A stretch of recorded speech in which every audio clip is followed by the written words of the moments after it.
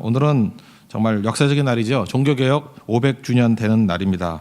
1517년 10월 31일 비텐베르크 교회 앞에 95개조 항의문을 붙이고 교황과 로마 교회를 향해서 이렇게 대항했던 날입니다. 이때부터 종교개혁이 시작됐다 그러는 날입니다. 종교개혁은 하루아침에 된 게 아니라 그랬죠. 100년 전부터 특별히 영국과 체코에서부터 시작이 됐습니다. 조한 위클리프, 그 다음에 조한 후스. 그들이 오직 성경으로 기준 싸움을 벌였어요. 기준은 교황이 아니라 오직 성경이다. 솔라 스크립트라. 사람이 기준이 돼서는 안 된다. 성경이 기준이 돼야 된다. 그래서 종교개혁은 종교적인 타락 때문에 나온 게 아니에요. 기준이 틀렸다라는 것이 종교개혁의 출발이라는 거예요. 교황이 아니고 하나님의 말씀이다. 기준의 변질이다. 에라스무스와 루터. 교황이 얘기하는 것이 구원의 방법이 아니라 성경에서 말하는 구원의 방법이 무엇인가? 오직 믿음으로. 솔라 피데. 에라스무스가 중요한 이유는 뭐냐? 네덜란드 사람이었는데 이 사람은 되게 똑똑했고요. 그리스, 헬라어에 능통했습니다. 그래서 그 루터가 독일어 성경 번역을 할 때 에라스무스의 헬라어 역을 가지고 독일어로 번역을 한 거예요. 그만큼 에라스무스는 실력도 탁월한 사람이었습니다. 근데 이 사람이 뭐라 그러느냐? 예수는 바보다 그랬어요. 하나님의 아들임에도 불구하고 스스로 죄인 되었다. 그래서 고린도전서 1장 21절을 얘기합니다. 하나님께서 전도에 미련한 것으로 믿는 자들을 구원하시기를 기뻐했다. 전도에 미련한 거, 바보 같은 방법으로. 하나님의 아들인 예수를 어린 양이다라고 묘사했다. 바보라는 거예요. 고린도전서 1장 23절에는 이렇게 얘기하죠. 유대인들은 표적 구하고 헬라는 지혜를 구하지만 우리는 십자가에 못 박힌 그리스도를 전한다고. 근데 그리스도를 전하는, 십자가를 전하는 것이 세상 사람들의 평가가 뭐예요? 유대인들에게는 거리끼는 것이고 이방인들에게는 바보 같은 짓이었대요. 미련한 것이요. 그래서 우신제찬에서 계속 강조하는 게 뭐냐면 예수님은 바보신이라는 거예요. 바보다.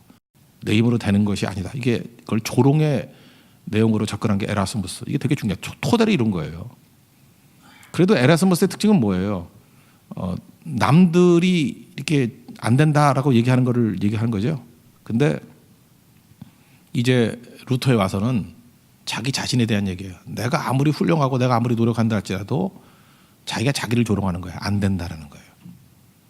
지금식으로 하면 신학교 들어간 거죠. 신학교 들어가서 자기에게 엄격했어요. 철저하게 순종했어요. 말씀대로 살라고.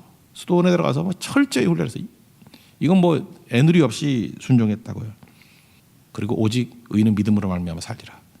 뭐하는 미친 짓이냐는 거예요. 그리고 돌아온 거죠. 누가 될 거다. 근데 조롱하고 난 다음에 자기가 해봤더니 자기도 안 되는 거예요. 절망이에요. 절망. 이게 루터의 절망이에요. 그리고 붙은 말씀이 하박국서 2장 4절. 보라 그의 마음은 교만하며 그 속에서 정직하지 못하니 의인은 그의 믿음으로 말미암아 살리라. 로마서 1장 17절. 하나님의 의가, 복음에는 하나님의 의가 나타나서, 그러니까 출발이 뭐예요? 하나님이 시작하는 거예요. 하나님의 의가 나타나서 믿음에 이르게 하나니 오직 의인은 믿음으로 말미암아 살리라. 믿음은 내가 만드는 게 아니다. 또 하나 깨달은 게 뭐냐면 하나님의 의 그러면 이게 우리를 정죄하고 죽이는 건지 알았더니 하나님의 의는 그게 아니라는 거죠. 우리를 살리는 거다. 똑같은 의인데 정반대로 해석하는 거예요. 이거는 우리를 사랑하고 용서하는 의예요. 왜 그게 가능해지죠? 성경을 보니까 예수님이 죽으셨기 때문에. 십자가가 심판인지 알았더니 그게 사랑이었다라는 거예요. 그게 루터의 십자가 신앙입니다. 그거를 믿기만 하면 구원받는다. 나중에 보름수국회라고 그 황제가 없었다가 세워졌거든요. 와가지고 처음 황제 됐으니까 교황하고 또 친해져야 되잖아요. 그래서 사과해라. 못한다. 그때 뭐라 그랬냐? 내 양심에 난 사로잡혀 있다. 철회 못한다. 철회할 수 없다. 그래서 기도했죠. 하나님이여 나를 도우소서. 하나님 나를 구원해 주세요. 그게 종교개혁입니다. 보름수국회의회 파문장이 왔는데 불태워버렸어요. 전면전을 벌이는 거죠. 하나님께서 그를 도왔죠. 프리드리 선제오라고 그 사람이 납치를 한 거예요. 납치를 했는데 죽이려고 납치하는 게 아니라 살려주려고. 밤중에 납치당했다는 소문만 나는 거예요. 옛날에 뉴스도 없으니까. 이렇게 바르트부르트 성에다가 숨겨놨어요. 꼭대기에서 2년 동안 성경 번역한 거죠. 에라스무스의 헬라어 성경을 독일어로 번역해서 그게 독일의 훈민정음이 된 거예요. 독일어의 시작이에요. 성경이 독일어가 된 거예요.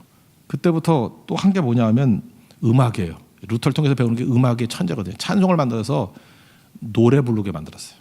노래 만들어서. 그래서 지금도 찬송가 585장 나오잖아요. 노래.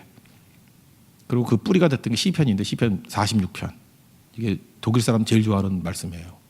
46편 1절을 근거로 해서 찬송 만들었잖아요. 하나님 우리의 피난처시여 힘이시니, 그죠? 강한 성이라고 뒤에 나오죠. 우리 힘이시니 환난 중에 만날 큰 도움이시라. 여기서부터 이 585장 찬양이 나오기 시작한 거고요. 또 그를 실제로 도왔던 사람은 그 멜랑히톤이라고 루터의 사상을 일원화시키고 정밀화시켰습니다. 그리고 또 하나 중요한 건 뭐냐면 그 구텐베르그의 인쇄술이죠. 루터의 사상이 마침 인쇄술이 들어왔어요. 그래서 막 찍어가지고 유럽 전역에 퍼질 수 있었어요. 성경 찍어내는 것과 그다음 개혁 사상을 펴는데 유익이 되는 거죠. 지금 에라스무스하고 루터를 통해서 깨닫게 된 게 뭐예요?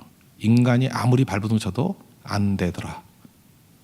행위와 노력 갖고는 안 되더라. 그때에 하나님 붙드는 겁니다.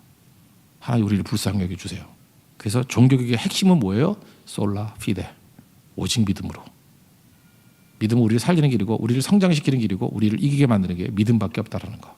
믿음은 하나님께로부터 오는 십자가를 믿는 믿음이에요. 이게 종교개혁입니다. 이제 하나 더 남았는데 이제 칼빈을 통해서 솔라 그라시아, 오직 은혜로. 그래서 종교개혁이 완성이 되는 거예요. To be continued. 내일 봅시다.